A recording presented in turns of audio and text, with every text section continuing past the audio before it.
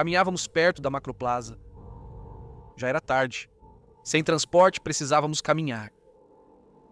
De repente, ao longe, vimos duas figuras vestidas completamente de preto.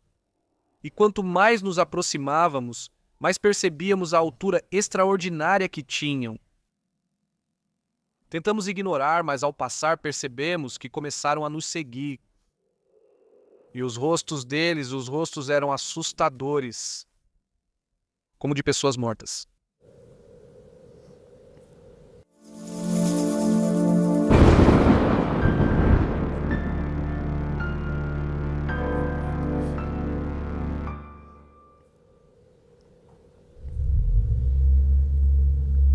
Boa noite, comunidade. Espero que estejam muito bem, de verdade, é o que desejo. Espero que estejam muito bem, de verdade, é o que desejo. Que estejam no melhor humor para ouvir este episódio. Que tudo esteja bem e que a única preocupação seja sobreviver ao medo que se aproxima esta noite. Claro, isso não vai ser fácil. As histórias de hoje vão ouvir, estão muito mais próximas do que vocês imaginam. Obrigado, não se deixem levar pelo título. Essas histórias poderiam acontecer com vocês. Tomara que não. Vou dar a vocês, como sempre, uma última oportunidade para irem procurar outro tipo de conteúdo. Talvez de terror, mas que dê menos medo. Porque essas histórias vão ficar com vocês. Principalmente se vocês tiverem a loucura de ouvi-las para dormir. Prontos? Prontas? Vamos começar. Isto é Relatos da Noite.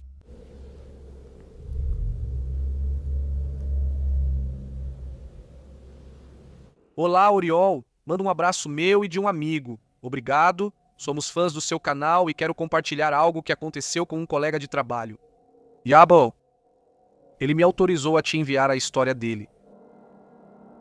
Isso aconteceu em Monterrey por volta de 1994, quando ele tinha 14 anos. Nesse dia, ele se reuniu com outros 4 amigos da escola na casa de um deles, na região do bairro Antigo. Eles ficaram lá desde a tarde, entre dever de casa e conversa, sem perceber o tempo passar. Quando perceberam, já era por volta de 1 da manhã. A essa hora já não passavam mais ônibus. O último saía, segundo eles, pouco antes da meia-noite. Também não tinham carro. E naquela época não existia nada como Uber, só táxis ou ecotáxis, e nem sempre era fácil encontrar um. Por isso não tiveram outra opção a não ser ir andando. Antes de sair, alguns avisaram em casa que estavam voltando e os 5 partiram juntos. Caminhando pela rua José Maria Cos, com a ideia de seguir em direção à Macroplaza. Javo diz que naquela época aquela parte parecia muito deserta à noite. Havia trechos onde praticamente não havia ninguém, e a iluminação era muito pouca. Em certo ponto, precisaram descer escadas para seguir. Essa área estava ainda mais escura e não havia outra forma de contorná-la. Foi ali que eles viram 2 pessoas. Eles estavam ao longe, perto de um dos poucos postes de luz que iluminavam. No começo, não acharam estranho. 2 pessoas vestidas de preto, paradas, como se estivessem simplesmente ali, e não se assustaram porque eles eram 5. Mas quanto mais se aproximavam, algo começou a parecer muito estranho para eles. Aquelas 2 figuras pareciam mais altas que o normal. Era uma sensação estranha que eles sentiam ao vê-los, como se o tamanho deles não estivesse bem definido no começo, mas fosse se ajustando à medida que avançavam. Mesmo assim, eles não fizeram barulho e disseram em voz baixa uns aos outros para passarem sem chamar atenção. Acho que quiseram acreditar que era algum efeito da pouca luz, do poste de luz, das sombras, e as figuras não se moviam. Nem pareciam tê-los notado. Eles estavam desesperados, parados olhando o nada. Eles não estavam conversando entre si nem nada. Simplesmente olhando. Então eles continuaram andando devagar, contornando-os o máximo possível. Jabo ia na frente. O último garoto foi o único a olhar para trás. E assim que ele fez isso, gritou. O diabo disse que o grito horrível deixou todos arrepiados. O garoto gritou assim porque naquele momento, ao se virar, as duas figuras já não estavam no mesmo lugar. Elas estavam muito mais perto deles. Ele não viu como elas se moveram, nem as ouviu caminhar, mas elas já estavam ali, perto, e estavam olhando para eles.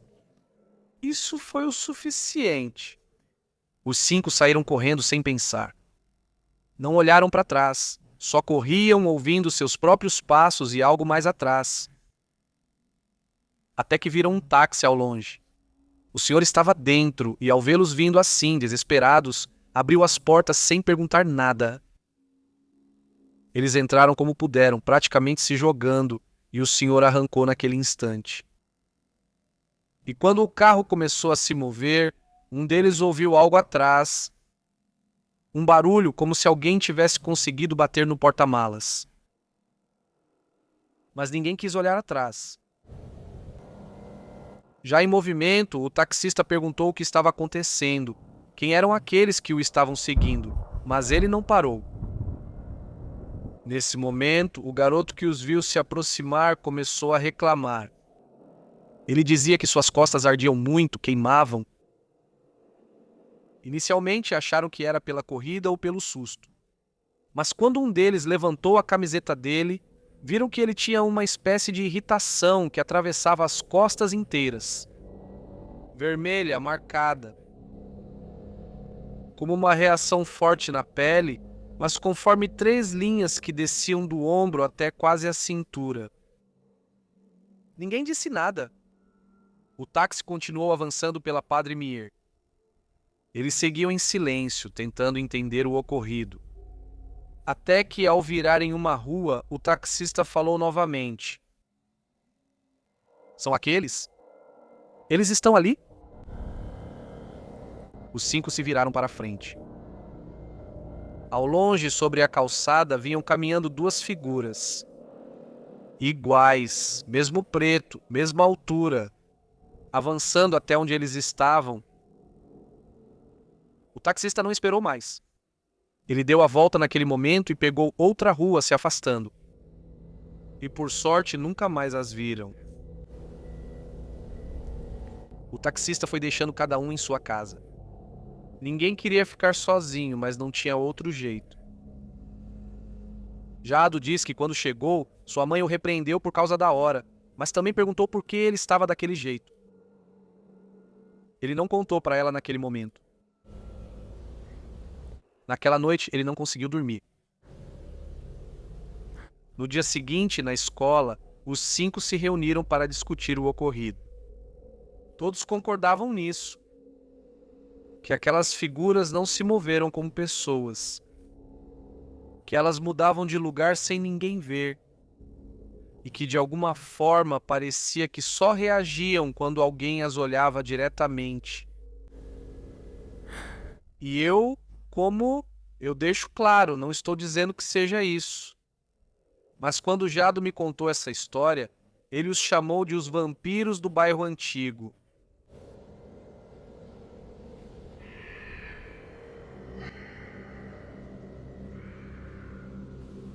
Olá, Uriel. Um abraço para você e para a comunidade. Isso aconteceu há apenas algumas semanas. Não é algo que tenha acontecido diretamente comigo, mas eu estava lá, mesmo não sendo o protagonista. E eu vi. E para falar a verdade, ainda não faço a menor ideia de como começar a explicar isso. Tudo começou porque um amigo do ensino médio perdeu a mãe. Já fazia anos que não nos víamos. Era daqueles amigos que foram muito, muito próximos na época, mas a vida vai afastando a gente. Mesmo assim, ao saber, senti que devia vê-lo. Fui ao velório. Eu o vi muito mal, como era de se esperar. A mãe dele era lindíssima e eu gostava muito dela. Ficamos um tempo lá conversando. No começo, o de sempre, mas aos poucos a conversa foi ficando mais pessoal. Lembramos coisas da escola, pessoas que nem vemos mais. E também falamos da mãe dele, das lembranças que eu tinha com ela. Ele disse que não sabia lidar com o que sentia, que tinham muitas coisas que ele ficou sem dizer. Vocês sabem aquilo que pensamos quando perdemos alguém. Quando talvez não dissemos vezes suficientes o quanto os amamos. Mas o estranho no mundo, essa história começa alguns dias depois, quando ele do nada voltou a me escrever. Ele me disse que tinha feito algo que não sabia por quê, mas sentia que só podia contar para mim. Desde então, me senti estranho desde aquele momento. E eu perguntei o que era. Ele disse que enviou mensagens para a mãe dele. Assim mesmo, desse jeito. Sabia que ela não leria, mas isso o ajudava a desabafar. Ele escrevia para ela como se ainda estivesse ali. Na verdade, isso ainda não me parecia estranho. Mas depois ele me disse outra coisa. Que no dia anterior uma das mensagens tinha sido marcada com 2 tiquezinhos e como se tivesse sido entregue. Eu disse a ele que não fazia sentido. O número já devia estar ativo novamente ou reatribuído. Além disso, a morte acabara de acontecer. Ele nem sequer tinha reportado ou cancelado a linha. E além disso, ele me explicou algo que me deixou muito intrigado.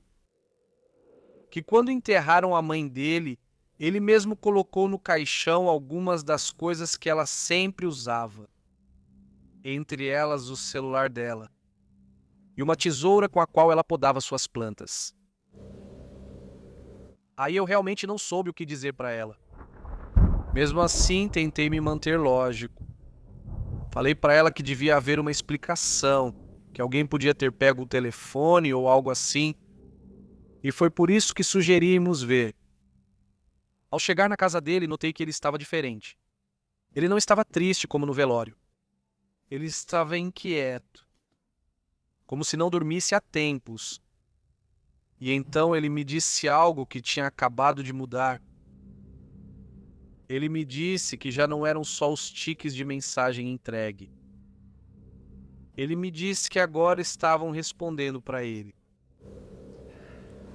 Falei para ele não falar besteira. Que alguém estava pregando uma peça nele e ele não discutiu. Ele só me estendeu o telefone. E a conversa estava aberta, como uma unidade.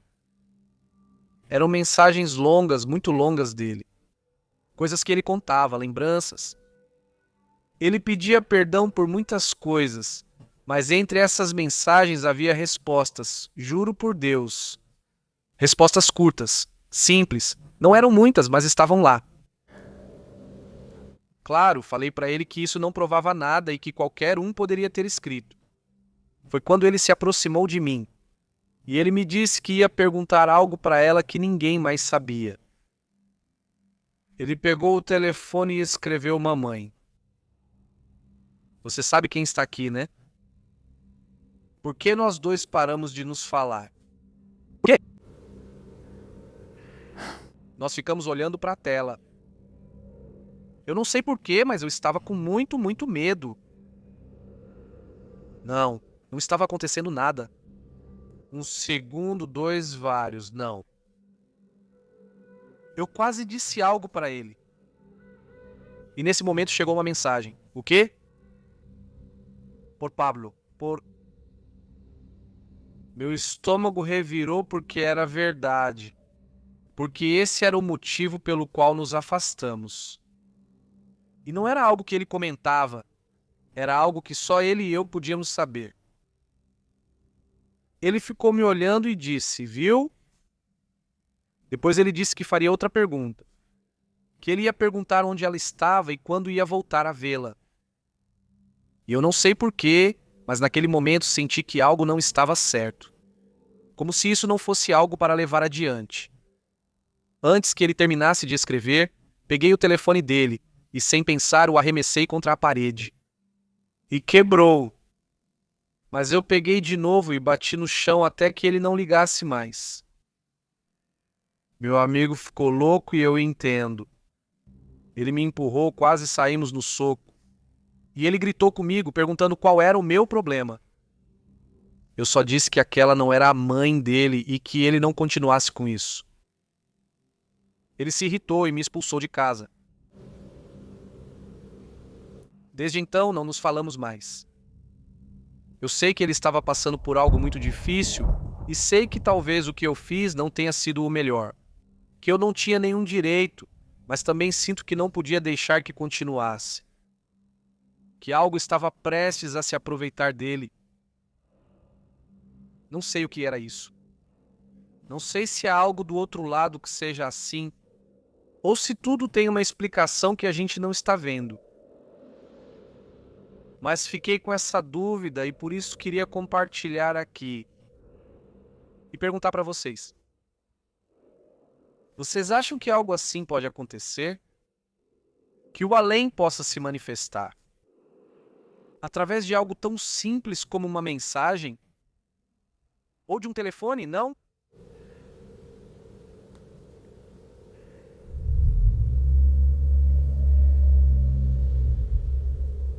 Obrigado por continuar por aqui, comunidade.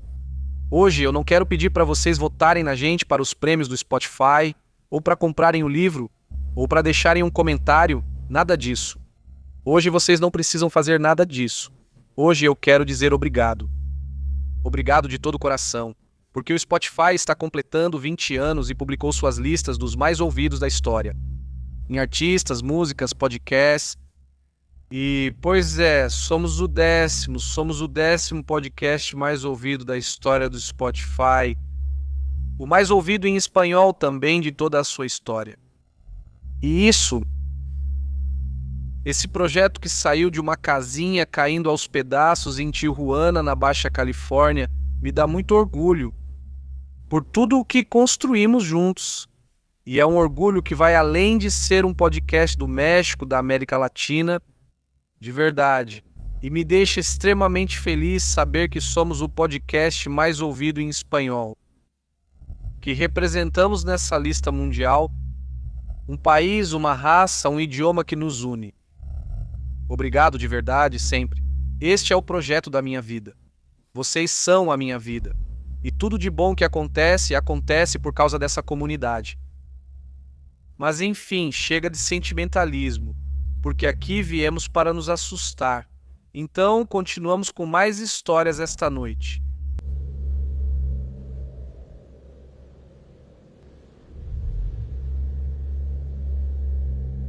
Oi, Aurel. Espero que isso fique anônimo. Mando um abraço para você e para a comunidade de Relatos de la Noche.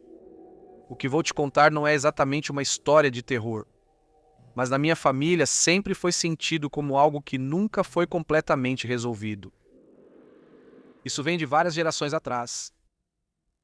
De acordo com o que nos contaram, tudo começa com a minha tataravó. Ela chegou ao México da França ainda criança com a mãe. Nunca se soube por que fugiram. Só se sabia que estavam fugindo de alguma coisa. Elas se mudaram para um município de Nuevo León. Foi lá que ela cresceu e começou a se envolver com coisas que até hoje ninguém na minha família menciona claramente. Só dizem que a mãe dela sabia de trabalhos, de rituais, coisas assim. Com o passar dos anos, minha tataravó acabou aprendendo também. Depois ela se casou e teve uma filha que seria minha bisavó. Ela tentou lhe ensinar a mesma coisa, mas ela se recusou. Ela nunca quis saber nada disso. Ela sempre disse que tinha medo, mas nunca explicou o motivo. É aí que, segundo minha família, tudo se complica. E é que, vejam, durante a Revolução, o marido da minha tataravó foi recrutado. Não sei bem em que grupo eles estavam e esses detalhes. Só sei que, em uma das vezes que ele voltou, estava muito mal. Ferido. Praticamente morrendo. Minha tataravó pediu ajuda à mãe. E o que ela respondeu foi algo que ficou na família. Que quando a morte já vem buscar alguém, não há remédio que a detenha. A menos que se dê outra coisa em troca. Não sei exatamente o que fizeram naquela noite, ninguém sabe. Só se diz que foi a portas fechadas e que não deixaram ninguém entrar. Mas depois disso ele se recuperou. Viveu muitos anos mais e isso na época foi considerado um milagre. O problema é que não foi de graça. Isso só foi descoberto muito tempo depois. Anos depois, minha família foi morar em São Luís Potosí. E até pensaram que, ao mudarem de lugar, poderiam deixar para trás tudo o que havia sido feito. Mas isso não aconteceu. E minha bisavó, sem saber nada do pacto, ela sempre dizia sentir algo estranho na família. Por isso ela ficou muito devota. Ela se dedicou à igreja, tentando compensar algo que nem compreendia. E foi aí que o padrão começou. Na família, começou-se a notar que todo dia 14 de fevereiro acontecia alguma coisa. No começo, eram coisas que podiam parecer coincidências. Mas com o passar do tempo, ficou impossível ignorar. Aconteceram 12 perdas na família, por exemplo, em gestações diferentes, ambos em um 14 de fevereiro. Anos depois, uma irmã da minha bisavó foi visitá-la com seus filhos. Disse que tinha sonhado com ela e que precisava vê-la. Nesse dia, uma das crianças caiu de uma escada. Rolou até os trilhos do trem e, nesse momento, o trem se moveu alguns metros para trás e ali morreu, também em um 14 de fevereiro. Já me aproxima no tempo, quando eu era criança, tivemos um acidente na estrada. Íamos vários da família e todos saímos feridos, menos uma sobrinha. Ela não tinha nada, e isso foi o que chamou a atenção, porque de alguma forma ela já era de outra geração. Os anos passavam e nessa data sempre acontecia alguma coisa. Mas o mais forte aconteceu em 2006. Nesse dia, um tio sofreu um acidente e ficou em estado muito grave. Quase ao mesmo tempo, em outro lugar, duas tias e uma prima estavam na estrada quando o carro delas pegou fogo. Elas não conseguiram sair. A única pessoa que sobreviveu foi uma amiga que estava com elas. Ela contou que tentou ajudar, mas os cintos de segurança delas não soltavam. Ela só conseguiu soltar o dela. Aquele dia também era 14 de fevereiro. Foi demais. Foi aí que minha família começou a buscar explicações e foi quando apareceu a história do diário. E dizem que existia um caderno que a mãe da minha tataravó tinha deixado. E dizem que existia um registro da mãe da minha tataravó. E que lá estava escrito algo sobre esse trabalho. Não vou mentir para vocês, eu não vi, nem todos nós vimos isso. Meu avô e os irmãos dele leram isso. Mas o que conseguiram dizer é que falava de uma troca, de que a vida desse homem foi sustentada, em troca de algo que continuaria cobrando da família, e que isso não ia acabar, até certa geração. Não sei exatamente como estava escrito, ninguém repete igual. Todos usam palavras diferentes, mas concordam no mais importante, que não era algo que pudesse ser quebrado nem resolver. Depois disso, tudo o que fizeram foi esperar. E com o tempo algo mudou. Um ano em que, no dia 14 de fevereiro, quem chegou à família foi uma menina. Nasceu um bebê. E desde então nada mais aconteceu. Não sei se isso tem a ver, não sei se realmente acabou, mas na minha família, essa data ainda é sentida de forma diferente. Não como antes, mas também não como qualquer outro dia. Ainda existe um pouco de medo.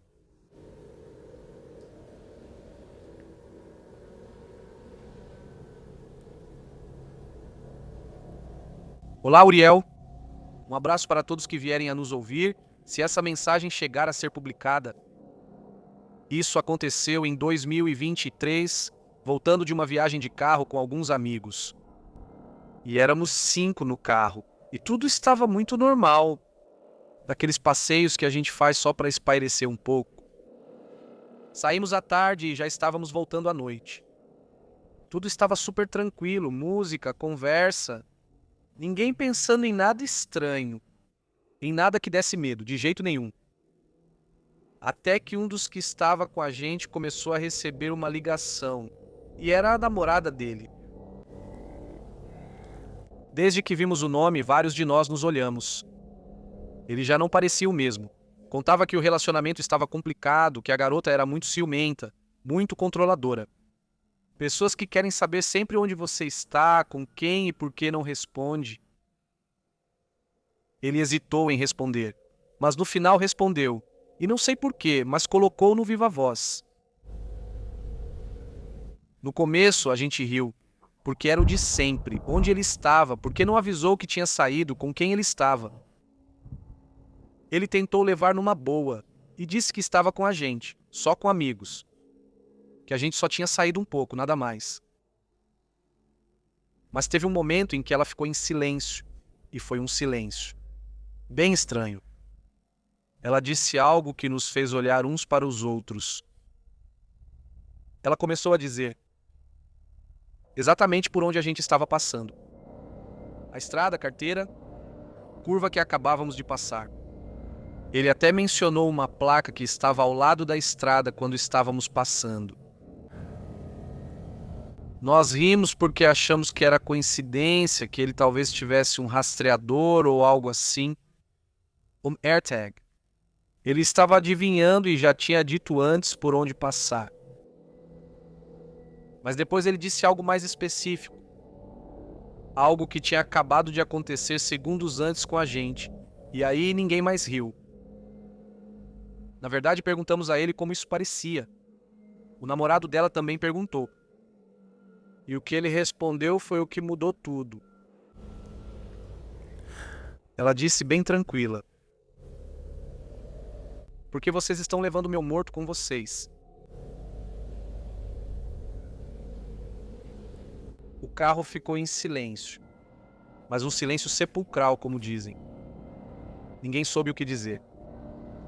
Achamos que era uma piada de mau gosto, mas ainda assim uma piada. E disse para ele parar de falar essas coisas, que não tinha graça. Mas ela não riu nem mudou o tom. Nada. Ela continuou falando como se nada tivesse acontecido, repreendendo ele. E como se estivesse vendo o mesmo que a gente. Descobrindo o que estava na frente. O que havia lá, já tínhamos deixado para trás. Em algum momento, um de nós pediu para ele desligar, que já estava bom. E ele terminou a ligação, mas ela continuou falando e falando e falando. E toda vez que o telefone tocava, e ele não atendia, todos sentíamos um medo estranho, que só depois de muito tempo tivemos coragem de admitir. Ninguém quis tocar no telefone dele. Ninguém quis responder a ela como faríamos com a namorada de outro amigo. Para uma garota normal. Seguimos procurando, dirigindo por um tempo em silêncio. Até que um de nós perguntou diretamente para ele. O quê? O que estava acontecendo? E foi quando ele disse algo que não tinha nos contado antes, que a namorada dele estava envolvida em alguma coisa. Que a família dela tinha uma religião, ou algo assim, muito estranho. E que a mãe dela fazia trabalhos. Ela não explicou mais. E na verdade ninguém pediu para ela explicar. A noite pareceu interminável para nós. Ninguém dormiu bem. Ninguém quis comentar o assunto. O mais estranho é que ele continuou com ela.